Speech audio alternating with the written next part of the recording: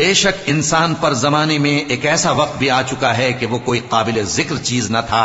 ہم نے انسان کو ملے جلے نطفے سے پیدا کیا تاکہ اسے آزمائیں، تو ہم نے اس کو سنتا دیکھتا بنایا. یقیناً ہم ہی نے اسے رستہ بھی دکھا دیا. اب خواہ شکر گزار ہو خواہ ناشکرا. بے شک ہم نے کافروں کے لیے زنجیریں اور طوق اور دہکتی آگ تیار کر رکھی ہے. جو نیکوکار ہیں وہ ایسی شراب پیئیں گے جس میں کافور کی آمیزش ہوگی. یہ ایک چشمہ ہے جس میں سے اللہ کے بندے پیئیں گے اور اس میں سے چھوٹی چھوٹی نہریں نکال لیں گے.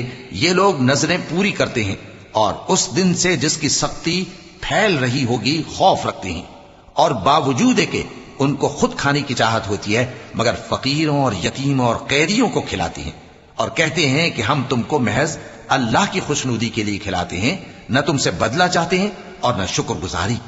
ہم کو اپنے پروردگار سے اس دن کا ڈر لگتا ہے جو چہروں کو بگاڑنے والا